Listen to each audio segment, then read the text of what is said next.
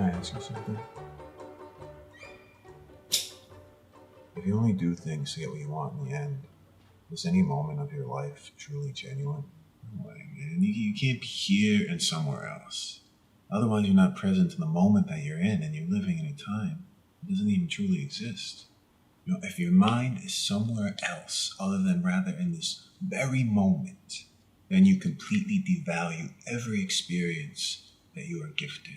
If there's always some sort of price tag attached to something or an end to a means, then you're not truly living.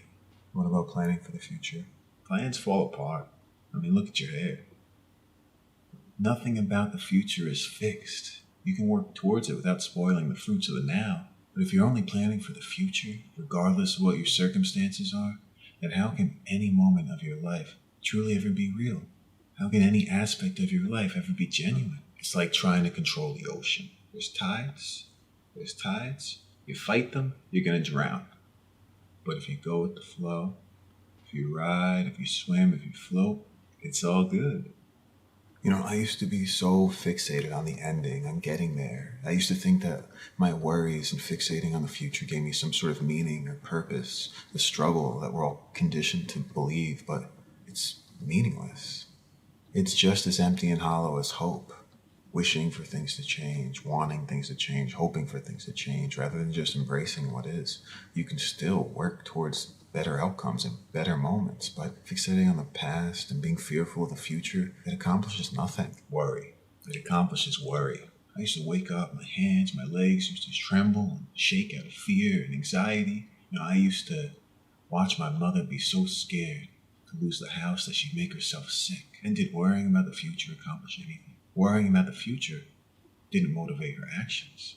She knew what she needed to do, and she acted in the present moment, doing what needs to be done beyond the pull of society's conditions or the ego's constructed story, doing the work, stepping back. That is the only path to serenity. That's Lao Tzu. Damn fucking right, that's Lao Tzu. Jesus fucking Christ. I used to hate the idea of Jesus, but I realized that it's not any myth or superstitious religious dogma. It's the misinterpretation of sacred texts by people. It's the use and abuse of spirituality. It's people misinterpret teachings and they turn to worship an external source. Truthfully, people are worshiping themselves without even knowing it. Jesus died for our sins because all is shared, even his own. And his sin was only labeled sin due to the hands of someone who opposed him and his teachings. And not living up to our own ideal, not living up to our own individuality, not cultivating a genuine character, that's the only true sin. Their beliefs keep them alive, not because they believe, but because they have a choice whether to believe or not. It's the power of choice that keeps us going. Free will is truly what keeps us free. And judgment, without judgment, the ability to observe the stream of thoughts without being so identified with your well-constructed story, with your identity, with this prison that you've created, the ability to observe the stream of thoughts without drowning in them. This is the only way to live sanely in an insane world, my friend. We can speak pretty poetic language all day, but nothing can truly validate our experience other than being our experience. We must genuinely love and appreciate every moment that we are gifted. Love doesn't compare. Love doesn't contrast. Love doesn't exist. Love doesn't last. Because love is immortal. It's eternal. It's not a conceptualized state. Especially in this material world, it's something greater. Because love isn't a condition or a series of conditions. Love is a state that is completely invisible and is impenetrable to the ego. It can't be compared to what one idolizes of love or whatever story they tell themselves and believe that is true. It's more than that. It can't be articulated by words. It just can't. True love is of no value. It's valueless. And true words are paradoxical. True love can only be observed in the iris of the eyes, in that glimmer. It's in that shared moment, that shared moment of great immense presence, that feeling.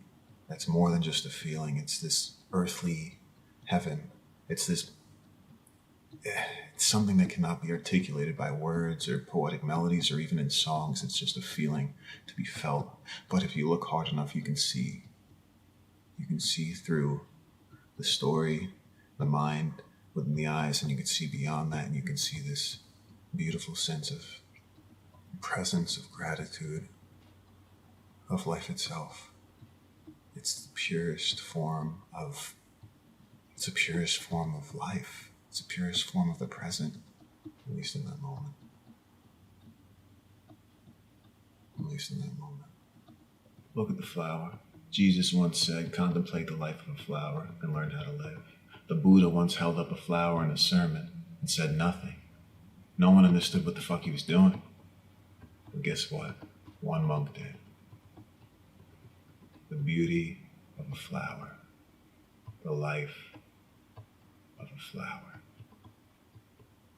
We must live as flowers because the earth laughs in flowers. Thanks for always talking to me, and I appreciate it. Thank you for listening.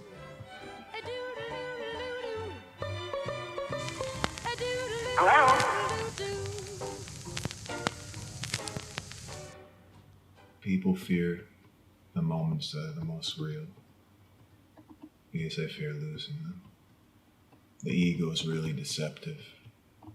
It'll tell you stories. It'll make you truly believe it. It'll make you believe your identity, because if you don't have an identity, then who are you? That's what people fear. But what are we? We're space. We're spaciousness. We're part of space. Whatever we tell ourselves, it's all lies other than the truth. And the truth is here. The truth is now. The truth is in this very moment. Nowhere else. Nowhere else.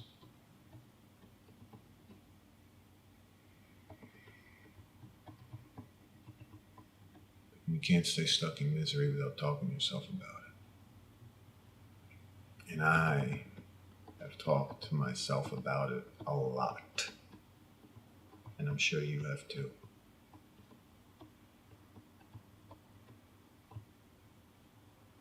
So let's just live life and enjoy ourselves.